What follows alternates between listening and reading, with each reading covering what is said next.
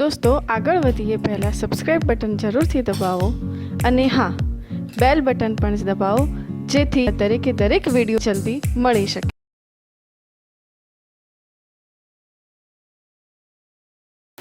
નમસ્કાર વિદ્યાર્થી મિત્રો, ચેપ્ટર વાઇઝ નીટ પેપર સોલ્યુશનની સિરીઝમાં આજે ધોરણ 12નું પ્રથમ પ્રકરણ વિદ્યુત ભાર અને ક્ષેત્ર જે નીટનો યુનિટ 11 છે સ્થિત વિદ્યુત શાસ્ત્ર. તો 2019 થી 2015 સુધીના નીટના પેપર્સનું આજે સોલ્યુશન કરીશું. આપણે નીટમાં પૂછાયેલા પ્રશ્નો કયા પ્રકારના સ્થિત વિદ્યુત શાસ્ત્ર, આપણા યુનિટનું નામ છે સ્થિત વિદ્યુત શાસ્ત્ર અને ધોરણ 12નું પ્રકરણ 1 છે જેનું નામ છે વિદ્યુત ભાર અને ક્ષેત્ર. તો આપણે 2019 થી ચાલુ કરીએ, બેક જઈશું 2019, 2018, 2017, 2016 અને 2015 સુધી લઈશું. ને લગભગ આ વિડીયો ઘણો મોટો થશે કારણ કે ઘણા બધા પ્રશ્નો પૂછાયેલા છે, એટલે તમે ધ્યાનથી ઇયરફોન લગાવીને આને જોજો અને કયા પ્રકારે પ્રશ્નો પૂછાય છે નીટમાં એ તમે ધ્યાનથી જોજો. તો ચલો મિત્રો ચાલુ કરીએ.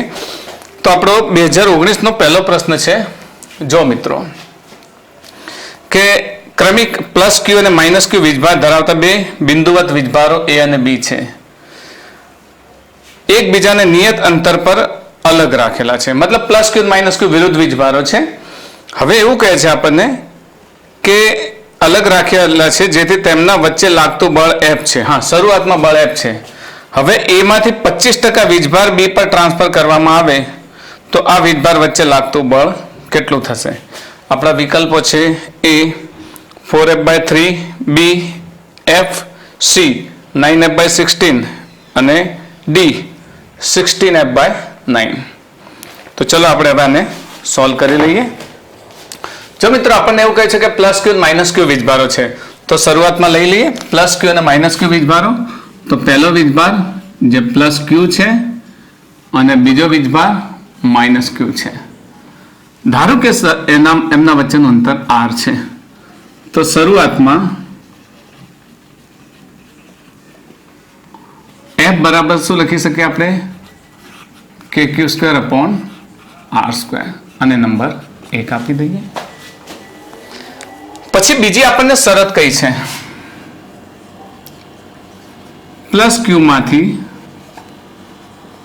25%. 25% એટલે આ જે છે એનો ચોથો ભાગ વીજભાર માઇનસ ક્યુમાં ઉમેરતા. ચલો ફરી આપણે આને સમજી લઈએ. આપણો એ જ પ્રમાણે પ્લસ ક્યુ માઇનસ ક્યુ 25% વીજભારનો અર્થ એવો થયો કે આનો ચોથો ભાગ આમાંથી બાદ કરીએ. 25% એટલે તમે જાણો છો ને, ચોથો ભાગ.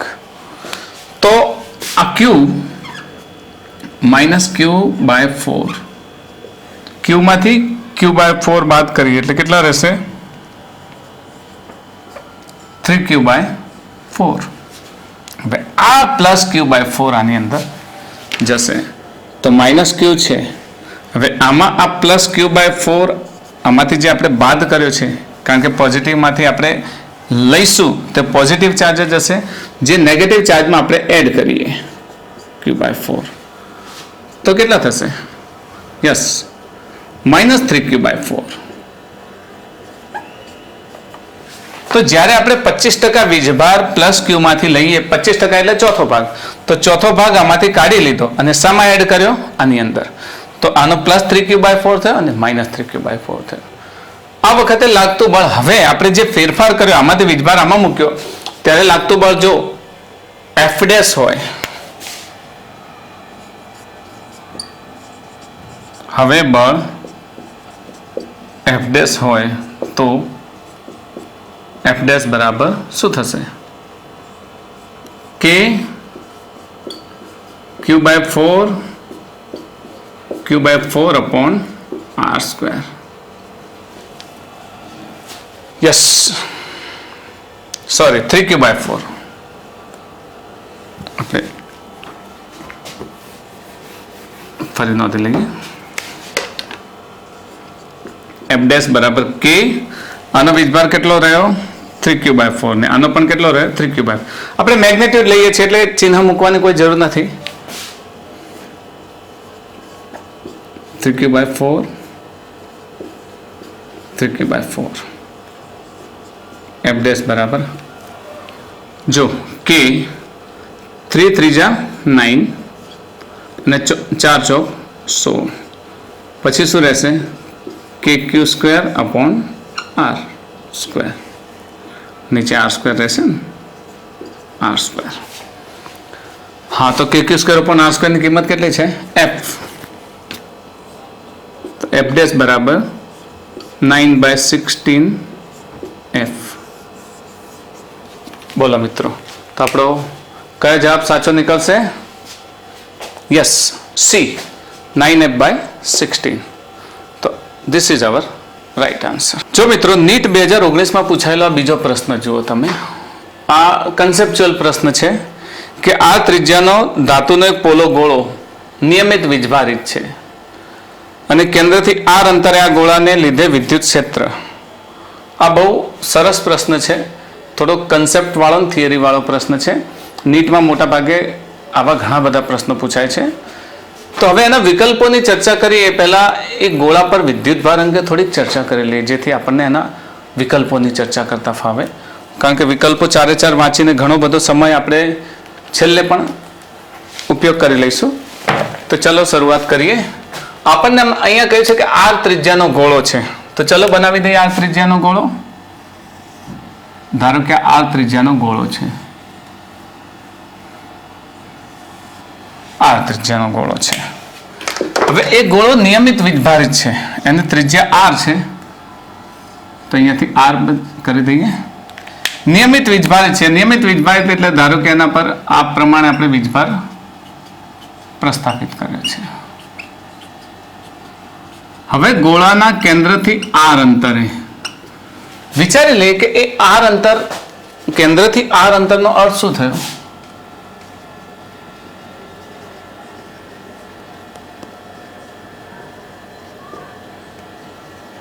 બિંદુ. એના આપણી પાસે 3 વિકલ્પો હોઈ શકે. એક,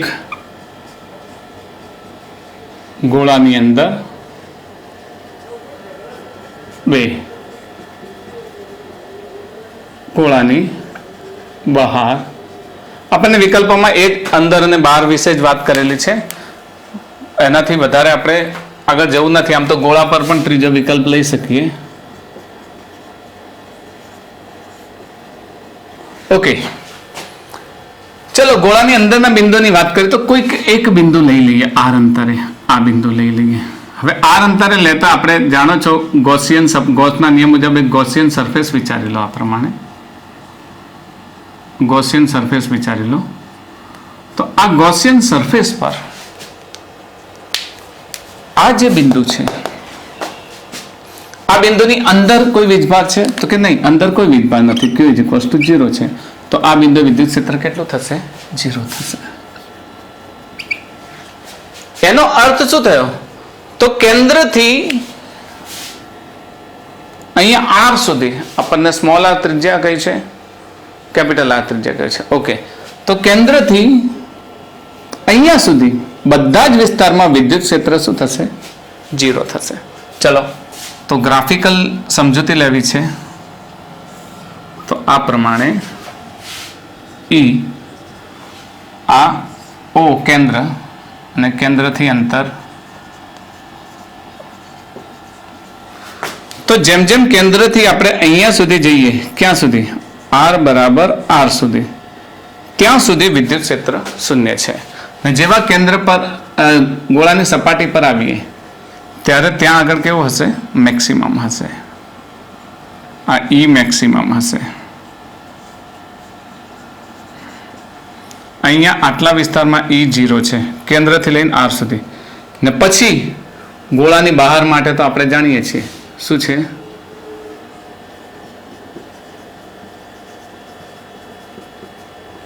E = kq/r².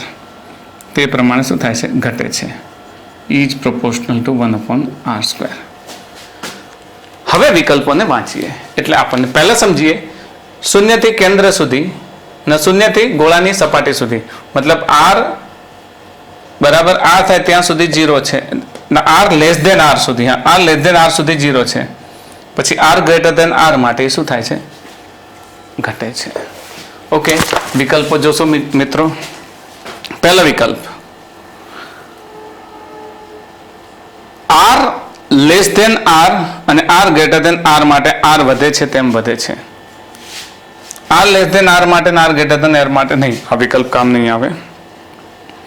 R greater than R અને R less than capital R માટે આ જેમ વધે તેમ વધે છે, નહીં એ પણ નહીં, કારણ કે અહીંયા તો શૂન્ય છે ને એટલે વધે તો નહીં જ. ત્રીજો વિકલ્પ, આર લેસ દેન આર માટે આર વધે છે તેમ શૂન્ય છે. Yes, R less than R માટે આર વધે તેમ શૂન્ય છે. પછી આર ગ્રેટર દેન આર માટે જેમ આર વધે તેમ ઘટે છે. હા, આ વિકલ્પ સી આપણો સાચો લાગે છે. ત્રીજો, આર લેસ દેન આર માટે જેમ આર વધે છે તેમ શૂન્ય છે, આર ગ્રેટર દેન આર માટે આર વધે છે તેમ શૂન્ય છે, નહીં એ વિકલ્પ ખોટો છે. તો આપણો સાચો વિકલ્પ શું આવશે?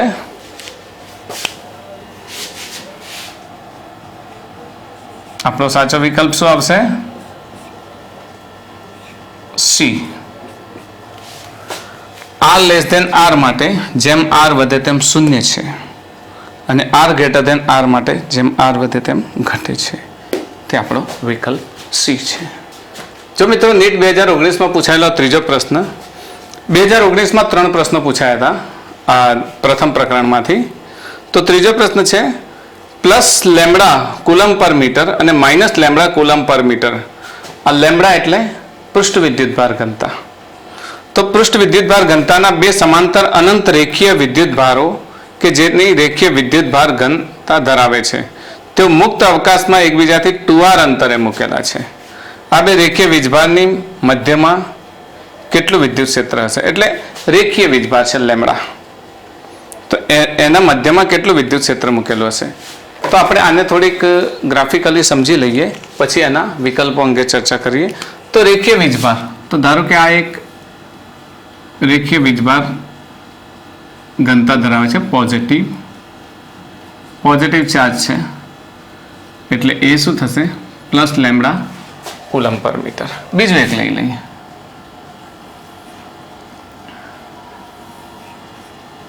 આ માઇનસ વીજભાર ધરાવે છે, તો માઇનસ લેમ્બડા કુલમ પર મીટર. આ વીજભાર ધરાવતા બે રેખીય વીજભારો છે ને એમને એકબીજાથી 2r અંતરે મૂકેલા છે. ધારો કે એમના વચ્ચે 2r અંતર છે. તો હવે તેમની મધ્યમાં જે કોઈ બિંદુ હોય, આ મધ્યમાં બિંદુ, તો આ બિંદુએ વિદ્યુત ક્ષેત્ર કેટલું? આપણને એ જ પૂછ્યું છે કે તેની મધ્યમાં વિદ્યુત ક્ષેત્ર કેટલું. બિલકુલ સરળ અને સાદો પ્રશ્નનો જવાબ છે. આપણે એટલું તો જાણીએ છીએ કે પોઝિટિવ ચાર્જ હોય તો વિદ્યુત ક્ષેત્ર કેવું હોય? એનાથી દૂર જતી દિશામાં. તો આના દ્વારા ઉદ્ભવતું વિદ્યુત ક્ષેત્ર હું આ તરફ લઉં E1, તો એની દિશા E1 હોય. બીજી વાત, ઋણ હોય તો એના દ્વારા ઉદ્ભવતું વિદ્યુત ક્ષેત્ર એ એની તરફ, તો એની તરફ. તો આના દ્વારા ઉદ્ભવતું વિદ્યુત ક્ષેત્રને હું E2 કહું, તો E2 ની દિશા પણ આ રહ્યા જ હશે. તો આ બિંદુએ વિદ્યુત ક્ષેત્ર E1 અને E2 હોય. આપણે જાણીએ છીએ કે કોઈ પણ રેખીય વીજભાર ઘનતા ધરાવતો કોઈ સળિયો છે તો એનાથી r અંતરે, પર્ટિક્યુલર અહીંયાથી પણ r અંતર થયું અને અહીંયાથી પણ અંતર તો r જ થયું. r અંતરે વિદ્યુત ક્ષેત્ર શોધવું છે તો આના દ્વારા E1 હોય, તો E1 બરાબર આપણે શું લખીએ છીએ? વિદ્યુતભાર ઘનતા લેમ્બડા. ગોસના નિયમનો ઉપયોગ મારી થિયરી તમે જોઈ શકો છો, મારી જૂની પ્લેલિસ્ટમાં પણ છે. અત્યારે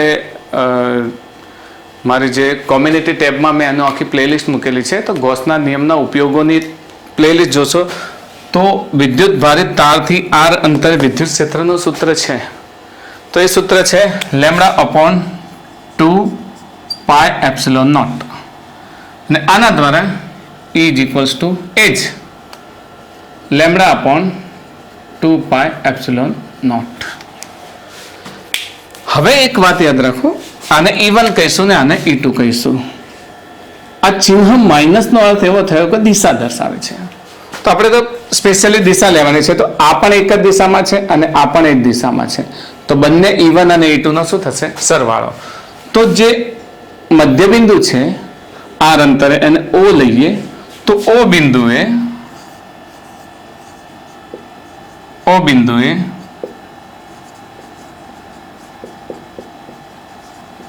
પરિણામી વિદ્યુત ક્ષેત્ર E હોય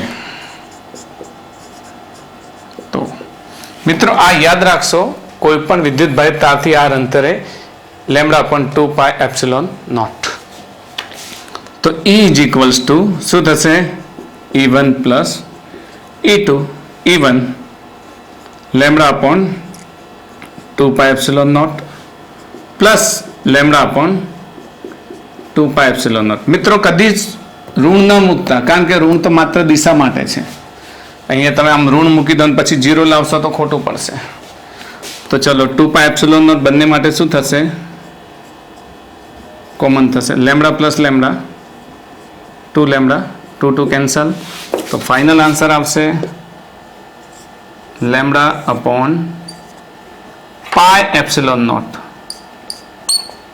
πε0. ઓકે. તો અહીંયા હા 2πε0 અને અહીંયા R આવશે સાથે. પ્લીઝ એડ R આવશે. તો જ્યારે વચ્ચે અહીંયા R આવે એટલે છેલ્લે R પણ વિકલ્પમાં આવશે. તો ચલો આપણો વિકલ્પો જોઈએ. પહેલો વિકલ્પ છે λ/2πε0 R. નહીં, એ નહીં આવે. બીજો છે 0. મેં તમને ના કહ્યું કે તમે જો અહીંયા માઇનસ લેશો તો 0 થશે, એ પણ ખોટું પડશે. C 2λ/πε0 R. નહીં, એ પણ નહીં આવે. અને D λ/πε0 R ન્યૂટન પર કુલમ. યસ, આ આવશે πε0 R ન્યૂટન પર કુલમ. ઓકે. તો આપણો આન્સર કયો આવશે? આન્સર લખી દઈએ અહીંયા. આન્સર ડી આવશે. D is our right answer. જો અહીંયા નીટ 2018માં પૂછાયેલો પ્રશ્ન, એક સમાન અને ઉર્ધ્વ દિશામાં ઉપરની તરફ દિશાન્વિત વિદ્યુત ક્ષેત્ર E માં એક ઇલેક્ટ્રોન સ્થિર અવસ્થામાંથી શિરોલંબ H અંતર નીચે પડે છે. હવે આ જ વિદ્યુત ક્ષેત્રની દિશા અને તેનું માન સમાન રાખીને ઊંધી કરવામાં આવે, દિશા મતલબ ફેરવી નાખવામાં આવે. તો આ શિરોલંબ H અંતર સ્થિર પ્રોટોનમાં ને પણ તેમાં પડવા દેવામાં આવે તો પ્રોટોનને પડતા લાગતા સમયની સરખામણીમાં ઇલેક્ટ્રોનને પડતા લાગતો સમય ખાલી જગ્યા છે. A સરખો, B ઓછો, C 10 ગણો મોટો, D 5 ગણો મોટો. આવો આપણે એક ઉદાહરણનો દાખલો છે, એના આધારિત તમને આ પ્રશ્ન થોડોક ચેન્જ કરીને પૂછ્યો છે. તો આપણે આ પ્રશ્નને થોડો ગ્રાફિકલી સમજીએ એટલે તમે વધારે સારી રીતે સમજી શકશો.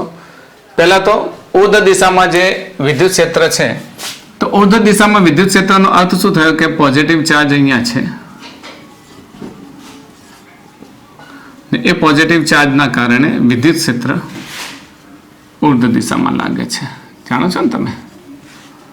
અને ઉર્ધ્વ દિશામાં વિદ્યુત ક્ષેત્ર લાગે એટલે પોઝિટિવથી નેગેટિવ જતા હશે એવું આપણે વિચારી લઈએ, બરાબર. અહીંયા ઇલેક્ટ્રોનને પડવા દેવામાં આવે છે. તો ઇલેક્ટ્રોનને લઈ લઈએ અહીંયાથી. ઇલેક્ટ્રોન, આ ઇલેક્ટ્રોન અહીંયા H જેટલું અંતર કાપે છે, H જેટલું અંતર ફ્રી ફોલિંગ કરે છે. પછી આ જ પરિસ્થિતિને ઉલટાવી દેવાનું કહ્યું છે. ઉલટાવી દેવાનું કહ્યું છે એટલે હવે પોઝિટિવ ચાર્જ ઉપર લઈ લઈએ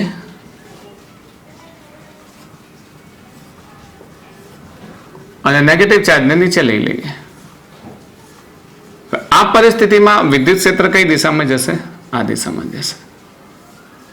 અહીંયા પ્રોટોનને મૂકવામાં આવે છે. ઓકે, અહીંયા પ્રોટોન લઈ લઈએ. પ્રોટોનનો વિદ્યુતભાર કેટલો હશે? E પ્લસ હશે. તો પ્રોટોન પણ કેટલું અંતર કાપે છે? H જેટલું અંતર કાપે છે. કોના માટે છે? ઇલેક્ટ્રોન માટે, ના પ્રોટોન માટે. ઓકે, અહીંયા તમે વિચારી લો કે ઇલેક્ટ્રોન હોય તો વિદ્યુત ક્ષેત્રની દિશામાં એટલે આ તરફ ગતિ કરે છે, અને પ્રોટોન હોય તો વિદ્યુત ક્ષેત્રની વિરુદ્ધ દિશામાં ગતિ કરે છે. આ ઇલેક્ટ્રોન વિદ્યુત ક્ષેત્રની વિરુદ્ધ દિશામાં ગતિ કરે. ઇન શોર્ટ, વિદ્યુત ક્ષેત્ર પોઝિટિવ થી નેગેટિવ હોય તો ઇલેક્ટ્રોન પોઝિટિવ તરફ આવશે અને પ્રોટોન પણ નેગેટિવ તરફ આવશે, એટલે બંને નીચેની તરફ ગતિ કરે છે. તો બંનેમાંથી લાગતો સમય બંનેનો કેટલો? આમાં એક ખાસ આપણે વાત સમજવાનું છે કે દળ કોનું વધારે છે, તો કે mass of electron is less than mass of proton.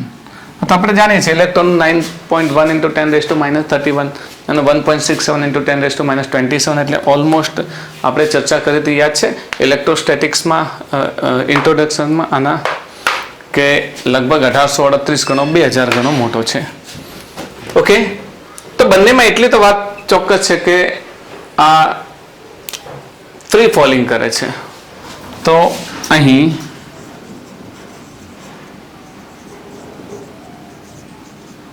મુક્ત પતન થાય તો V0 બરાબર 0. ચલો, અંતર h બરાબર V0t plus 1/2 a t². Okay, આપણે સમયની વાત કરવાની છે એટલે સમય છે, પણ આ પ્રવેગ ક્યાંથી લાવવો? તો પ્રવેગ અહીંયા વિદ્યુત ક્ષેત્ર E છે અને આ ચાર્જ જો Q હોય તો EQ આપણે લઈ શકીએ, બરાબર. Q તો બંને માટે સરખો રહેશે ને, લઈ લઈશું આપણે. ચલો, અહીં A બરાબર F/m, જ્યાં F બરાબર શું થશે? EQ જાણીએ છીએ ને, તો A બરાબર આપણે શું લખી શકીએ? EQ/m. આપણા સૂત્રમાં આ કિંમતો મૂકી શકીએ આપણે. A છે, H બંને સરખું અંતર કાપે છે, તો શું આપણે અહીંયા લઈ શકીએ? ચલો, H બરાબર V0 કેટલા છે? 0. V0 0 હશે એટલે આ પદ કેવું થઈ જશે? 0. તો થશે V0 0t પ્લસ 1/2 a ની જગ્યાએ અહીંયા જોશો EQ/m, તો EQ/m into t². તો H is equals to 1/2 EQ/m into t². t² ને કરતા બનાવીએ, આપણે સમય જોઈએ છે ને, તો t² is equals to 2hm/EQ. જો એક વાત યાદ રાખો, આ ઇલેક્ટ્રોન અને પ્રોટોન બંને માટે સ્થાનાંતર સરખું છે. ઓકે, તો H સરખો, E વિદ્યુત ક્ષેત્ર ખાલી ઉલટાવવામાં આવે છે, મૂલ્ય તો સરખું જ છે, વિદ્યુત ક્ષેત્ર સરખું, અને Q બંનેનો જો પ્લસ ઇન માઇનસ ઇન મૂલ્યની દ્રષ્ટિ જોઈએ તો વિદ્યુત ભાર પણ સરખો. તો લખી શકીએ ઇલેક્ટ્રોન અને પ્રોટોન માટે E, Q અને H સરખા છે. એનો મતલબ t² is proportional to m. તો T is proportional to √m. ચલો, ઇલેક્ટ્રોન ને પ્રોટોન બંને માટે લઈ લઈએ, તો T electron divided by T proton બરાબર √m electron divided by m proton. આ વાત ખાસ સમજજો. અહીંયા જુઓ, Me greater than MP, Me greater than MP. અહીંયા આપણે એક કામ કરીએ, પ્રોટોનને ઉપર લઈએ એટલે >1 આપણને લખતા ફાવે. એમ પણ લખી શકીએ, પણ પછી ફરી વ્યસ્ત લેવું પડે, એના બદલે આમ લઈ શકીએ, ગુણોત્તર આમ લઈ લઈએ. ઓકે, હવે Me greater than MP મતલબ MP/Me greater than 1 થશે. તો લખીએ અહીં MP ग्रेटर देन ME तो MP upon ME greater than 1 तो आ ग्रेटर देन 1 હોય तो root of MP upon ME is also greater than 1 तो ग्रेटर देन 1 હોય તો અહીંયા મૂકી શકીએ આપણે તો શું થશે TP upon TE greater than 1 मतलब TP is greater than TE तो કોનો ઓછો સમય લાગે જો TE is less than TP તો ઇલેક્ટ્રોનને પડવાનો સમય ઓછો લાગે ઇલેક્ટ્રોનને પડવાનો સમય ઓછો લાગે તો જરા પ્રશ્ન લાવશો પ્રોજેક્ટ કરો પ્રશ્ન યસ જો આપણા પ્રશ્નમાં જો વિકલ્પો A સરખો લાગે B ઓછો લાગે C 10 ગણો D 5 ગણો બોલો શું આવશે યસ ઓછો લાગે એટલે આપણો વિકલ્પ કયો હશે આપણો answer B okay so B is our right answer NEET 2017 માં પૂછાયેલો પ્રશ્ન છે જો અહીંયા શું કહે છે પ્રશ્ન કે ધારો કે પ્રોટોન અને ઇલેક્ટ્રોન પરનો વિદ્યુતભાર થોડોક જુદો તેમાંના એકનો વિદ્યુતભાર -E છે અને બીજાનો E પ્લસ ડેલ્ટા E છે તો અહીંયા આપણને બીજું એવું કહ્યું છે કે પરમાણુની ત્રિજ્યા કરતાં ઘણા જ મોટા અંતરે હાઇડ્રોજનના 2 પરમાણુઓ રહેલા છે તો તેમના વચ્ચે લાગતું પરિણામી ગુરુત્વાકર્ષણ બળ અને વિદ્યુત બળ 0 છે તો ડેલ્ટા E નું મૂલ્ય ખાલી જે ક્રમનું હોય એમાં માસ ઓફ ન્યુટ્રોન આપી દીધો છે 1.67 × 10⁻⁻27 kg અને બીજું એવું પણ કહ્યું છે વિકલ્પ આપેલા છે A = 10⁻23 કુલમ બી ક્રમનું છે યાદ રાખજો ક્રમનો અર્થ શું થયો કે પાછળની ઘાતના સંદર્ભમાં જ કહ્યું છે યાદ રાખજો ખાસ બી 10⁻37 કુલમ સી 10⁻47 કુલમ અને ડી 10⁻20 કુલમ તો આને સોલ્વ કરીએ આપણને જે પ્રમાણે માહિતી આપી છે એ પ્રમાણે સોલ્વ કરીએ તો બહુ સરળ રીતે સમજીએ કે આપણને પહેલાં એવું કહ્યું છે કે હાઇડ્રોજનમાં પ્રોટોન અને ઇલેક્ટ્રોનના વિદ્યુત ભારનો ફરક છે ચાલો હાઇડ્રોજનને સમજીએ એટલે આપણને વધારે ખ્યાલ આવે ધારો કે હાઇડ્રોજન છે એમાં કેન્દ્ર છે કેન્દ્રનો E પ્લસ ડેલ્ટા E લઈએ વિદ્યુત ભાર અને ધારો કે આ ઇલેક્ટ્રોન છે તો એનો -E લઈએ તો એક હાઇડ્રોજનનો પરિણામી વીજભાર કેટલો થાય કારણ કે ફરક છે તો વિદ્યુત ભાર તો હશે જ તો એક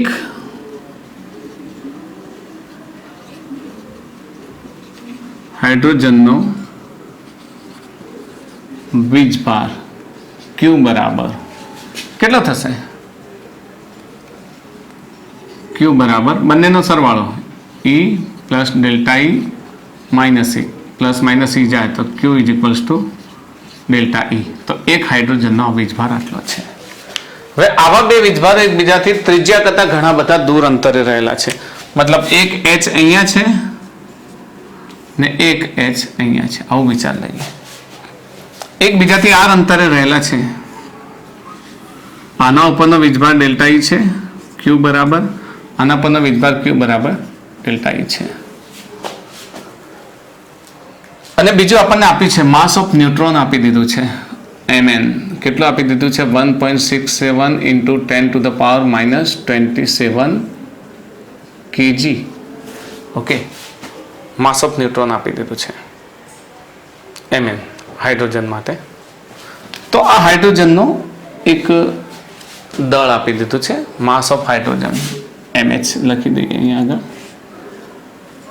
આ તો વિદ્યુત બળના માટે થઈ આ વાત કોના માટે થઈ વિદ્યુત બળ તો વિદ્યુત બળ Fe હોય તો શું લખી શકાય Fe = H kq² r². Q ની જગ્યાએ k delta E નો square upon r². That is Fe. Number 1. જો આ બંને વચ્ચે ગુરુત્વાકર્ષણ બળ લાગતું હોય તો આ પ્રમાણે એ જ અંતર કેટલું થઈ ગયું આર આ mn mh ને mh. તો fg બરાબર શું લખી શકીએ g mh² upon r². Okay, આપણને અહીંયા mn લખેલું છે તો mn તરીકે લઈ લઈએ. ચલો mn.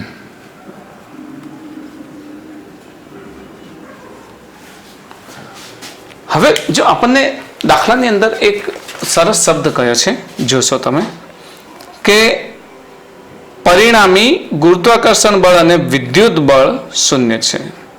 હવે ગુરુત્વાકર્ષણ બળ અને વિદ્યુત બળ શૂન્ય છે એનો મતલબ શું થયો? આને નંબર 2 આપીએ.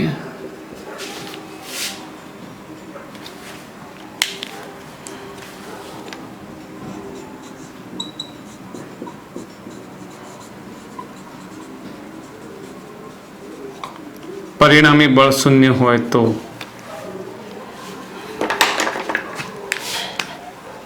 અહીંયા લખી દે. ચાલો, પરિણામી બળ શૂન્ય હોય તો Fe માઇનસ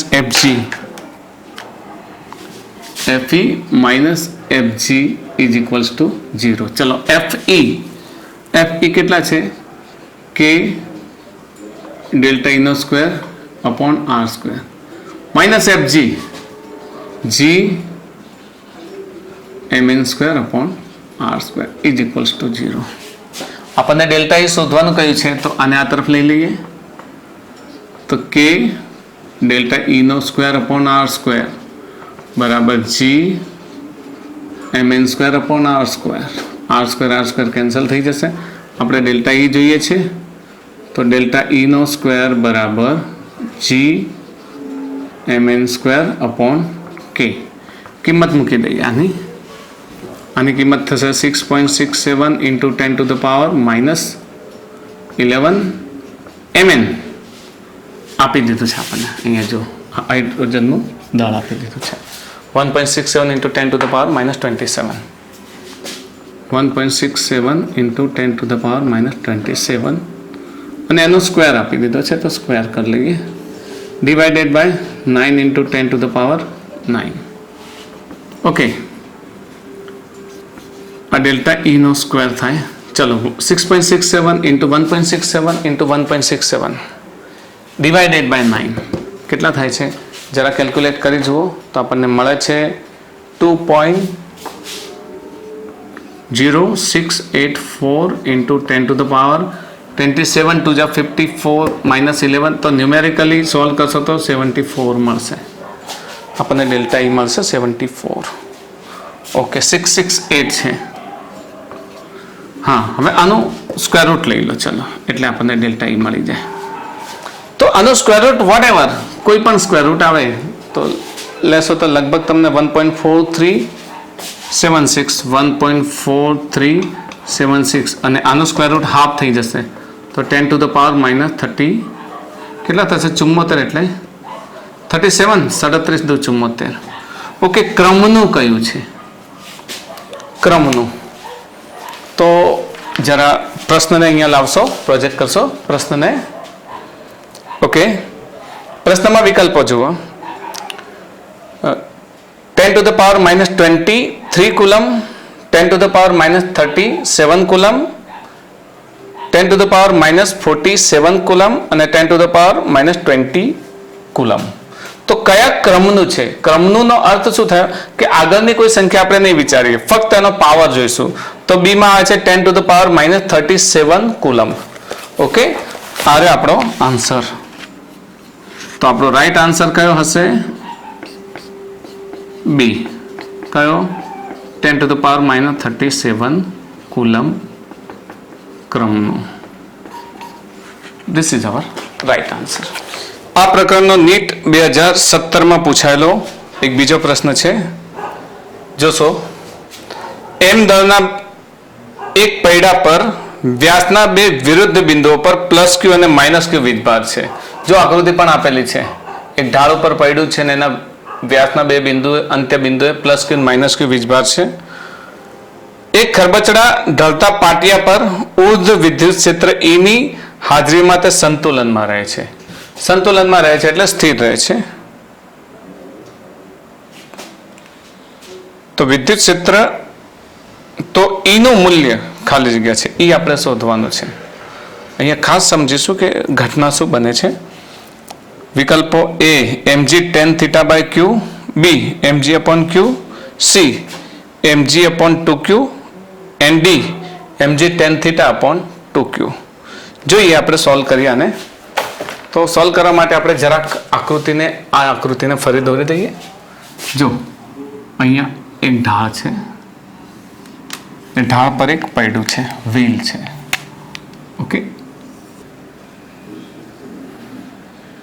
ઓકે હવે આના વ્યાસાંત એટલે એક અહીંયા અને એક અહીંયા, અને એનું જે જોઈન્ટ બિંદુ છે ને એક કેન્દ્રમાંથી પસાર થાય છે. તો -q અને +q. યસ. અને બીજું કહ્યું છે કે વિદ્યુત ક્ષેત્ર ઉર્ધ્વ દિશામાં છે. તો વિદ્યુત ક્ષેત્રને આપણે આ રીતે દર્શાવી દઈએ કે વિદ્યુત ક્ષેત્ર ઉર્ધ્વ દિશામાં છે. વિદ્યુત ક્ષેત્રની હાજરી દર્શાવી છે. હવે અહીંયા આના પર નીચેની તરફ લાગતું બળ, that is F is equals to mg. તો આના કારણે શું કરશે? રોલિંગ કરશે. થીટા ખૂણો છે ને, થીટા એંગલ છે, તો થીટા એંગલે રોલિંગ કરશે. તો આપણને કહ્યું છે કે વિદ્યુત ક્ષેત્ર E નું મૂલ્ય શોધવાનું છે. ઈઝી છે કે જો આ રોલિંગ કરતું હોય તો એના પર બે પ્રકારનું ટોર્ક લાગે. એક તો લાગે વિદ્યુત ટોર્ક. વિદ્યુત ટોર્ક તમે જાણો છો ને, PE sin થીટા. અને બીજું લાગે ગુરુત્વ ક્ષેત્ર બળના કારણે લાગતું ટોર્ક. બળના કારણે લાગતું ટોર્ક F.R. જાણો છો? F cross R. F cross R એટલે FR sin થીટા. જ્યાં F શું હશે? વિદ્યુત બળ. તો બંને બળોના સંદર્ભમાં બંને ટોર્કની વાત આપણે લખી લઈએ જેથી તમને ખ્યાલ આવે. તો અહીંયા લખીશું, અહીં પૈડું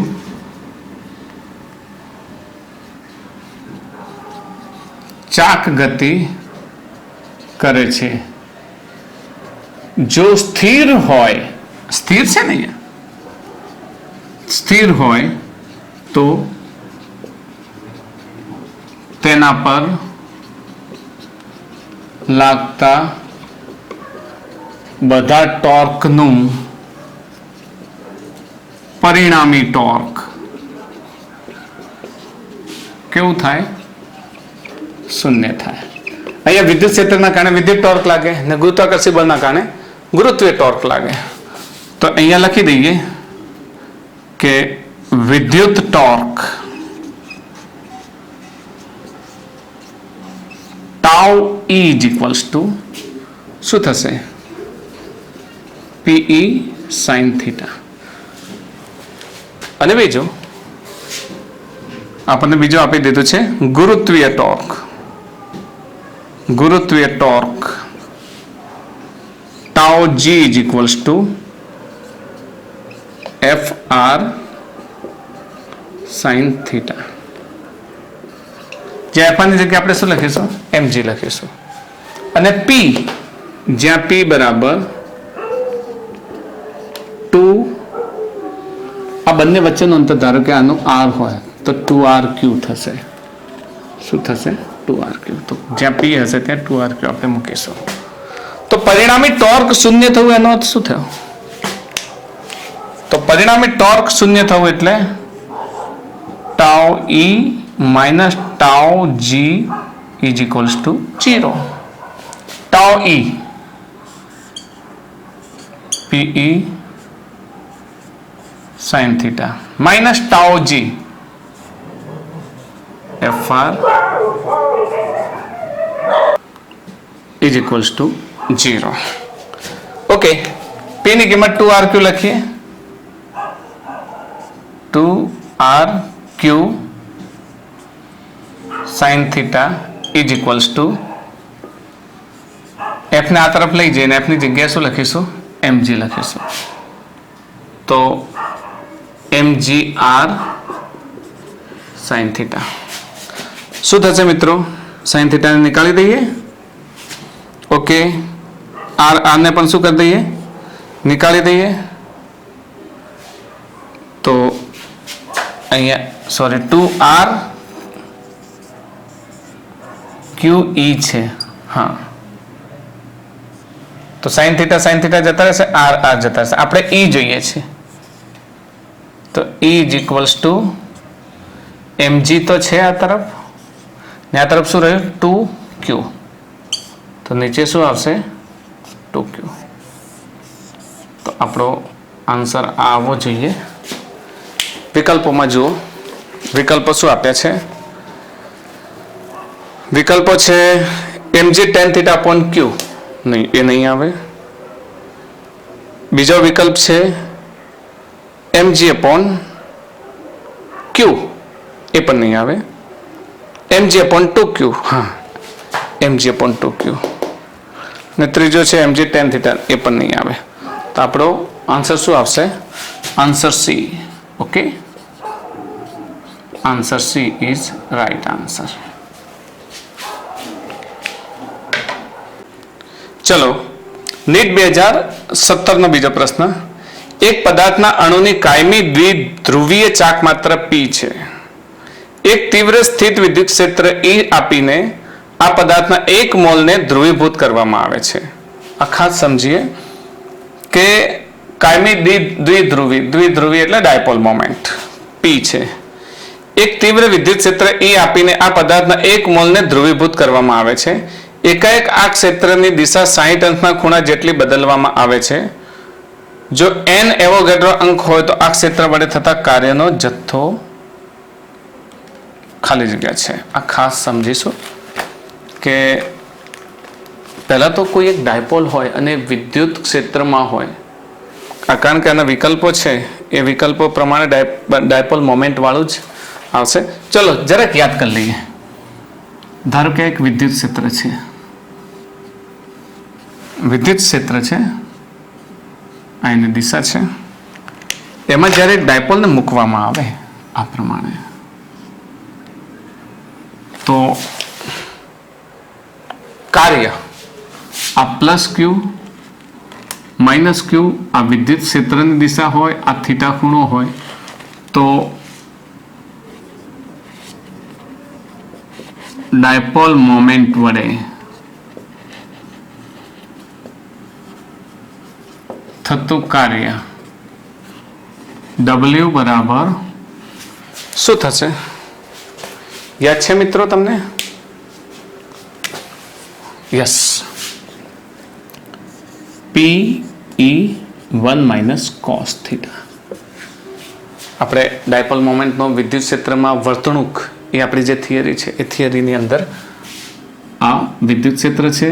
અહીંયા P બરાબર શું લખીએ છીએ? 2AQ.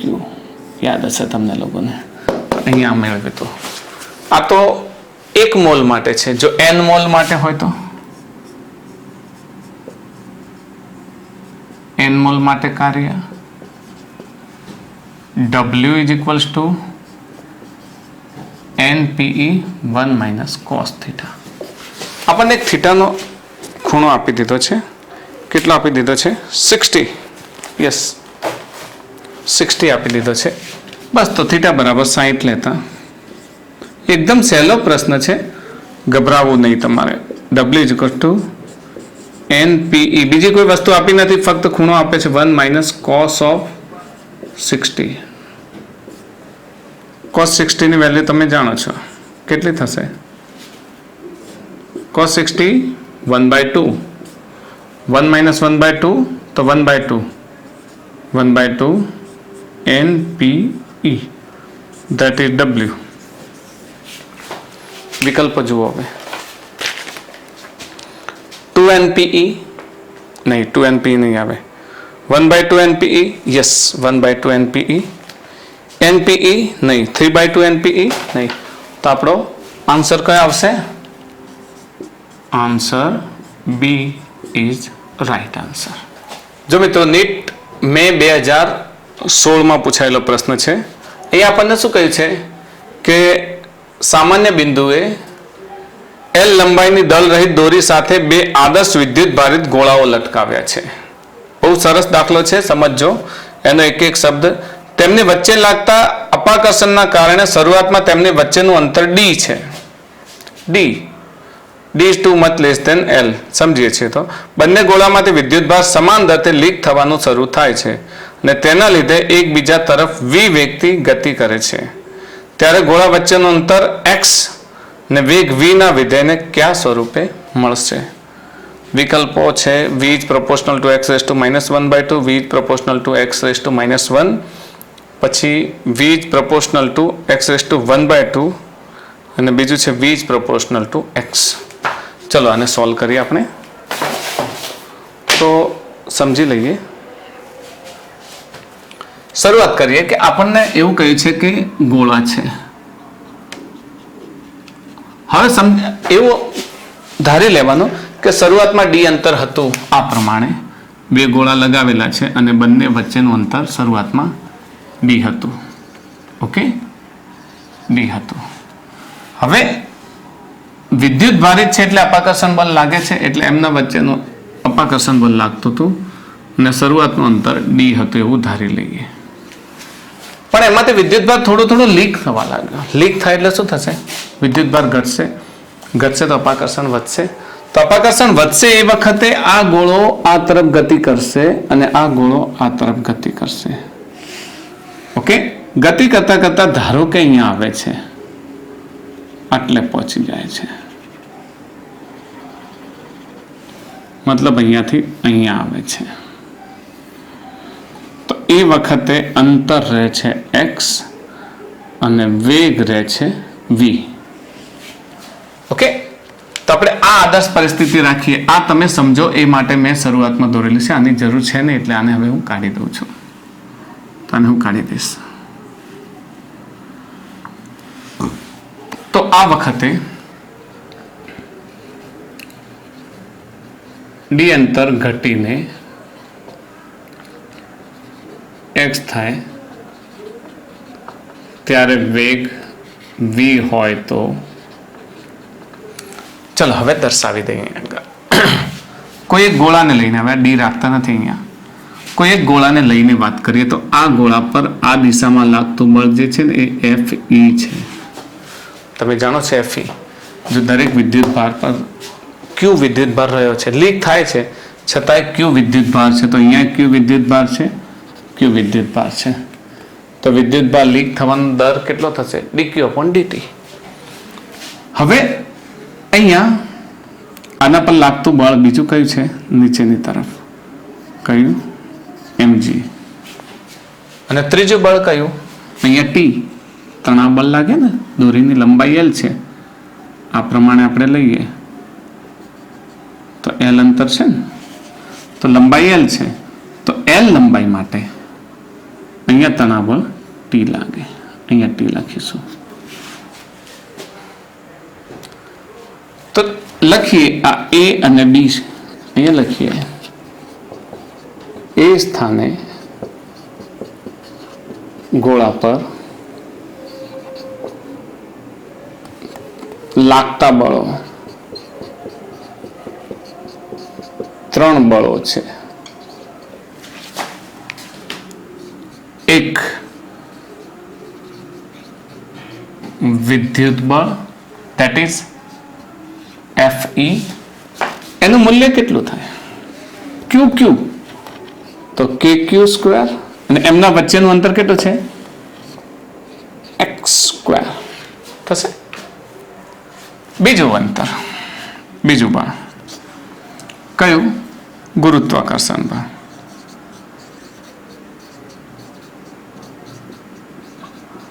that is mg. અને ત્રીજું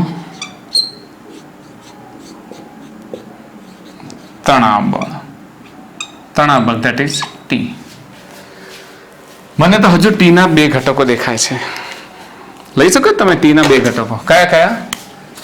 એક આ દિશાનો ઘટક, જો આ થીટા હોય તો આ પણ શું થશે? થીટા. તો આ થશે ટી કોસ થીટા અને આ દિશામાં ટી સાઇન થીટા. બે ઘટક થાય. અહીં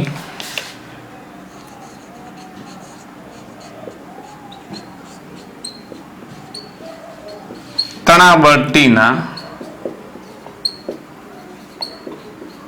બે ઘટકો મળે.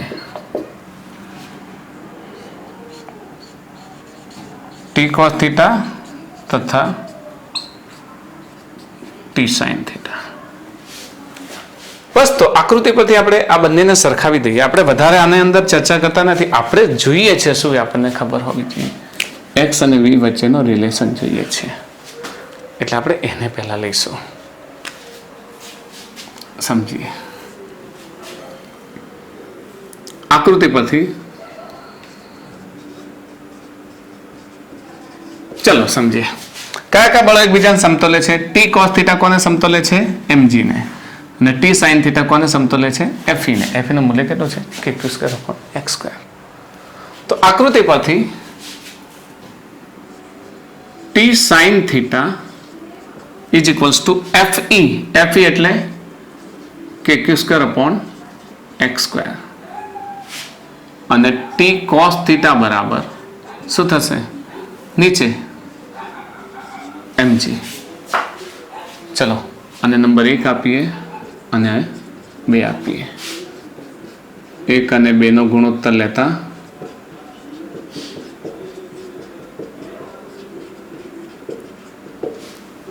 ગુણોત્તર લઈ લે તો ટી જતા રહેશે sine upon cos.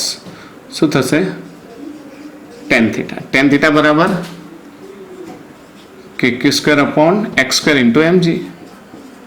x² into mg. હવે આ થીટા બહુ જ નાનો છે કારણ કે આપણને એવું કહ્યું છે કે d is too much less than l એવું આપેલું છે આપણને અહીંયા આગળ. શું આપેલું છે? d is too much less than l. એનો મતલબ થીટા ખૂબ જ નાનો થશે. થીટા ખૂબ જ નાનો હોય તો અથવા ટેન થીટા એમને એમ રાખીએ. ચલો ને નંબર 1. ઓકે ચલો અહીંયા ત્રિકોણ અહીંયા એ છે ઓ લઈએ અને અહીંયા એમ લઈએ. ત્રિકોણ AOM માં આ થીટા હોય આ L હોય તો આ કેટલું થશે? x/2. સમજજો ફરીથી હું અહીંયા દોરી લઉં. આપણું આ અહીંયા હું એક જ પોઝિશનની વાત કરું છું. આપણો લોલક અહીંયા છે અડધો ભાગ. આ લોલકની બીજી પોઝિશન છે એટલે આ બે ગોળાની. તો આ ભાગ થઈ ગયો x/2. આપણો થીટા હતો અને આની લંબાઈ L છે. અહીંયા પણ આઈડિયલી L છે કારણ કે બહુ નાનું છે એટલે આપણે સુરેખ લઈશું. તો આને O A અને M લઈએ તો ત્રિકોણ OAM માં ચલો ટેન થીટા કેટલા થશે? સામેની બાજુ ભાગ્યા પાસેની બાજુ x/2 અને નીચે શું લખીશું? L. આપણે કેપિટલ L લઈશું. બરાબર શરૂઆતથી કેપિટલ L જ લઈશું. ઓકે તો નંબર 2 આપીએ. ચલો 1 અને 2 ને સરખાવી દો. સમીકરણ 1 અને 2 પરથી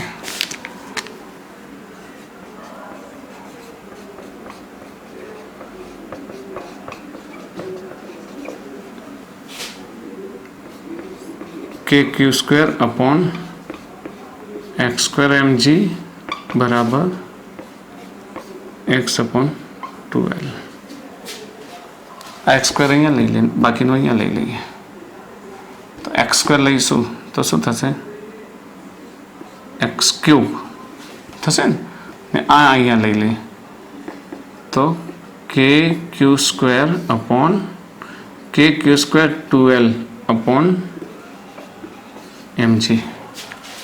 સમજો ફરીથી x² ઇન્ટુ x એટલે x³ અહીંયા લઈ લે k²2l નીચે mg રહેશે. હવે અહીંયા જોઈએ આપણે મેં પહેલા જ રિલેશન કહ્યું છે કે આપણે વીનો રિલેશન છે. દાખલામાં જુઓ ફરીથી હું જોઈ લો દાખલાની અંદર કે રિલેશન કોના કોના વચ્ચેનો કહે છે.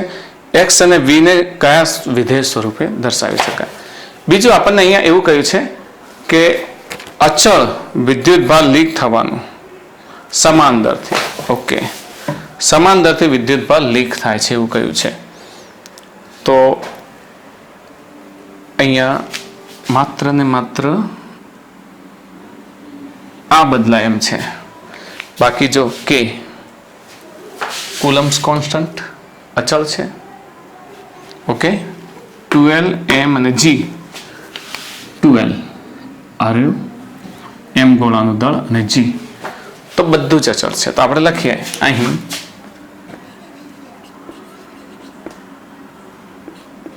કે 12 અને mg અચળ હોવાથી શું લખી શકાય? X cube is proportional two Q square. અહીંયા લખી x cube is proportional two Q square.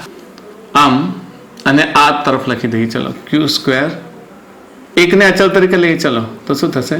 X cube ક્યુ બરાબર એક્સ રેસ ટુ 3/2. હવે લખીએ બંને બાજુ વિકલન લેતા. ચલો મિત્રો, કેમ વિકલન લેવું પડ્યું? તો સમયની સાપેક્ષ લેવું પડશે, કારણ કે અંતર પણ ઘટે છે અને વિદ્યુત ભાર પણ શું થાય છે? લીક થાય છે, એવું આપણને દાખલામાં કહ્યું છે. તો બંને બાજુ વિકલન સમયની સાપેક્ષ લઈશું. તો dq upon dt બરાબર 3/2 x raised to 3/2 minus 1 dx upon dt. જો મિત્રો, મારું વિકલનનું આખું લેક્ચર છે, એટલે અહીંયા આપણું સૂત્ર યાદ છે ને? d dx of x raised to n બરાબર nx raised to n minus 1. મારા આઈ કાર્ડમાં જોઈ લો, વિકલનનું આખું લેક્ચર મેં મૂક્યું છે. તો nx raised to n minus 1. તો આ આપણે અહીંયા આગળ ઉપયોગ કર્યો છે કે 3/2 બહાર આવ્યું, x raised to 3/2 minus 1. Okay, x raised to 3/2 છે. એટલે હવે dq upon dt આ શું છે? અચળ છે. આપણે રાખીએ. ચલો dq upon dt બરાબર 3/2 x raised to 3/2 minus 1, that is 1/2 dx upon dt ને આપણે શું લખી શકીએ? વિકલન v. તો x raised to 1/2 ને કરતા બનાવો તો શું થશે? તો dq upon dt ઇન્ટુ અહીંયા રહેશે 2/3 into v,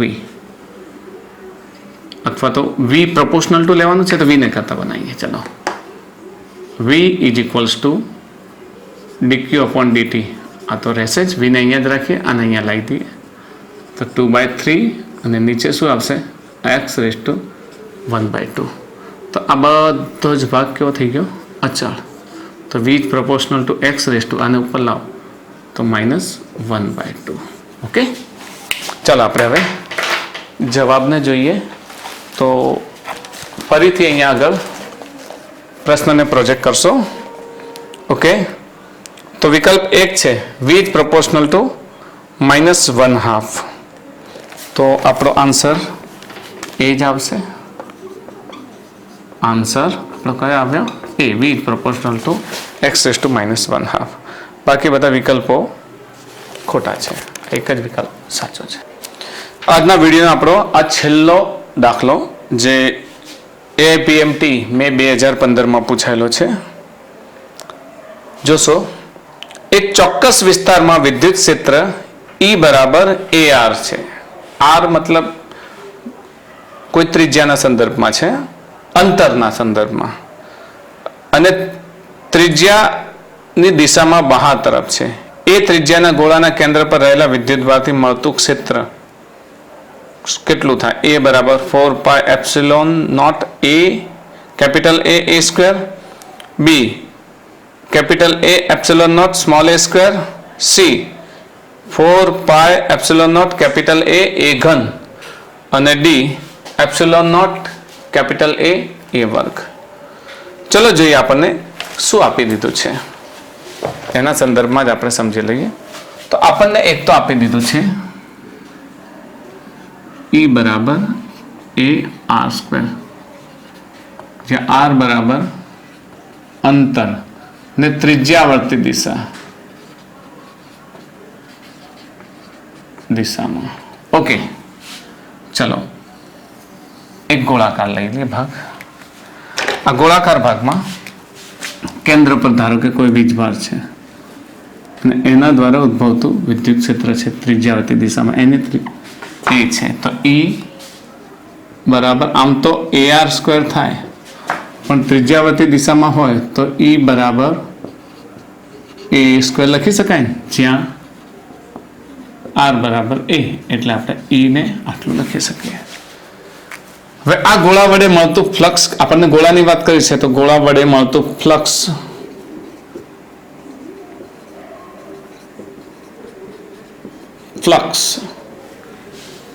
phi is equals to E into A થશે. તો E કેટલું છે આપણે અહીંયા આગળ A into A સ્ક્વેર ને A કેટલું છે 4 pi A square. Okay, E into A અને 4 પાઈ, સોરી E into A છે, E into A. તો ચાલો અહીંયા શું થશે 4 પાઈ આ A અને આ શું થશે A નો ઘન A into A square, A નો ઘન, ધીસ ઇઝ phi. બીજો આપણો પ્રશ્ન એ છે કે કેન્દ્ર પર રહેલા વિદ્યુત ભારથી મળતું વિદ્યુત ક્ષેત્ર. તો જો Q થી મળતું વિદ્યુત ક્ષેત્ર E હોય તો જાણો છો ને E બરાબર શું થાય, ગોસના નિયમ પ્રમાણે Q upon એપ્સિલોન નોટ. યાદ છે? અને આ શું થશે phi, સોરી શું થશે phi is equals to Q upon epsilon naught. આપણે Q જોઈએ છે, શોધવાનો છે Q. તો Q is equals to phi into epsilon naught. phi ની કિંમત કેટલી છે 4 પાઈ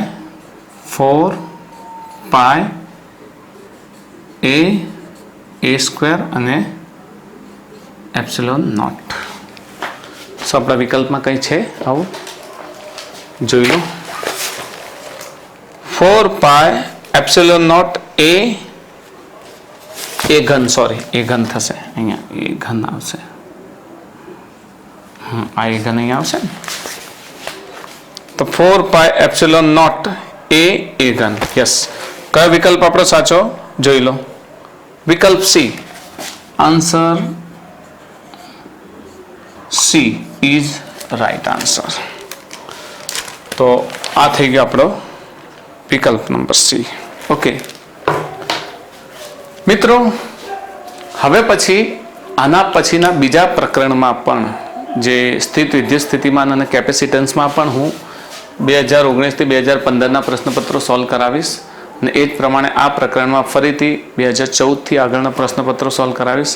એમ કરતાં લગભગ આપણે 30 થી 35 વર્ષના બધા જ પેપર્સનું સોલ્યુશન ચેપ્ટર વાઇઝ કરીશું. તો ધ્યાનથી જોતા રહો અને સરસ રીતે ગણતા રહો. Best of luck.